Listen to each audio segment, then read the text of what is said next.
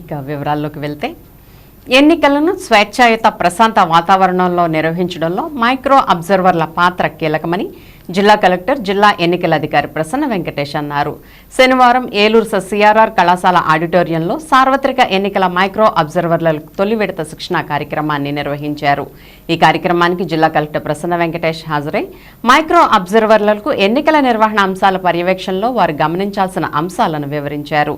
ఈ సందర్భంగా ఆయన మాట్లాడుతూ ఎన్నికల ప్రక్రియ నిర్వహణలో మైక్రో అబ్జర్వర్లు తమ బాధ్యతలను నిబద్ధతతో నిర్వర్తించాలని చెప్పారు.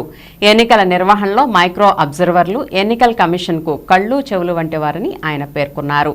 పోలింగ్ రోజు కనీసం గంట ముందే తమ కేంద్రానికి చేరుకుని పోలింగ్ నిర్వహణ ఏర్పాట్లు, బ్యాలెట్ బాక్సులు, పోలింగ్ కంపార్ట్మెంట్లు, ఓటింగ్ రహస్యత, ఓటర్ల గుర్తింపు, పోలింగ్ ఏజెంట్ల హాజరు, క్యూ లైన్లు, ఓటర్ సౌకర్యాలు తదితర అంశాలను పరిశీలించాలని అన్నారు. పోలింగ్ నిర్వహణలో ఏ విధమైన నిబంధనలు, ఉల్లంఘనలు గమనించినా నేరుగా అందుబాటులో ఉన్న సమాచార వ్యవస్థ ద్వారా జనరల్ అబ్జర్వర్కి వెంటనే తెలియజేయాలని చెప్పారు. అదేవిధంగా హోమ్ ఓటింగ్ నిర్వహణకు స్థానిక BLOతో పాటు సెక్టార్ ఆఫీసర్, పోలీస్ సిబ్బంది, మైక్రో అబ్జర్వర్తో కూడిన బృందం ఉంటుందని అన్నారు. కార్యక్రమంలో జిల్లా రెవెన్యూ అధికారి D Pushpamani, DRDA-PD doctor R Vijayaraju, Samagra Shiksha Abhiyan APC B Somasekhar micro అబ్జర్వర్ల స్క్రీన్ ప్రెజెంటేషన్ ద్వారా వారి విధులు, బాధ్యతల గురించి వివరించారు. కార్యక్రమంలో collectorate AO K Kasi Visweswararao, micro అబ్జర్వర్లు పాల్గొన్నారు.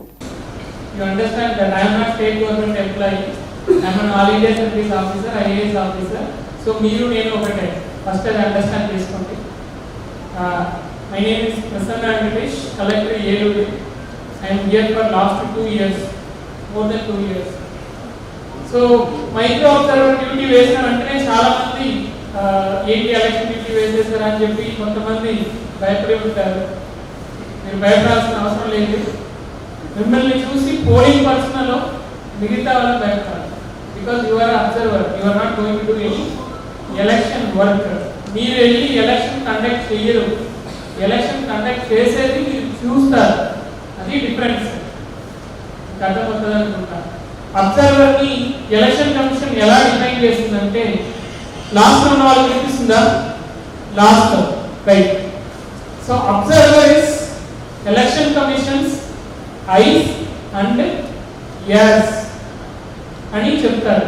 ఎలక్షన్ కమిషన్ వాళ్ళ తరపు నుంచి మీరు ఐస్ గా, ఎస్ గా పనిచేస్తారంటారు. కానీ you are not a mouth. అంటే డిఫరెన్స్ ఏంటి? మీరు ఎలక్షన్ కమిషన్ తరపు నుంచి ఎలక్షన్ జరిగే విధానం ఏది ఉన్నాయో దాన్ని కళ్ళుతో అబ్జర్వ్ చేయాలి.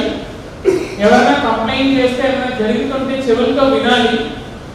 విని దాన్ని మీరు రిపోర్ట్ చేయాలి తప్ప మీరు ఎలక్షన్ మీరు ఫలానా విషయం ఇలా చేయండి, అలా చేయండి చెప్పి ఎవరికి డైరెక్షన్ ఇవ్వడానికి లేదు.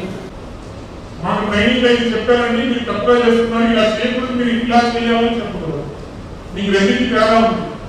ఒక చిన్న తప్పు కనిపించింది. మాక్ పోల్ టైంలో మాక్ పోల్ అయిపోయిన తర్వాత ఓటు క్లియర్ చేయాలి. క్లియర్ చేశాక మళ్ళీ ఫ్రెష్ గా స్టార్ట్ చేయాలి. అతను క్లియర్ చేయకుండా ముందుకు వెళ్ళాలనుకోండి, మీరు చెప్పవచ్చు అక్కడ మాక్ పోల్ అయ్యాక మీరు క్లియర్ చేయాలంటే అది మాకు ట్రైనింగ్ లో చెప్పారు. మీరు ఒకసారి మీకు ఇచ్చిన గైడ్ లైన్స్ ఏమి ఉన్నాయో అది చెక్ చేసుకొని మీరు క్లియర్ చేశారా లేదని మీరే సరి చేసుకోండి, చూసుకోండి చెప్పడం తప్ప ఇలా చేయకూడదు, ఇలా చేయండి అని చెప్పి మీరు ఇన్స్ట్రక్ట్ ఇవ్వడానికి లేదు. మే 18వ తారీఖు నుంచి నామినేషన్స్ స్టార్ట్ అవడం, అలాగే మీ అందరికీ తెలుసు మే 13వ తారీఖున మన జిల్లాలో మన రాష్ట్రంలో ఎలక్షన్స్ నిర్వహణ జరుగుతుంది. మీ అందరికీ తెలుసు. దాంట్లో మొదటి భాగంగా మనం మే 18వ తారీఖు నుంచి నామినేషన్స్ తీసుకుంటాం.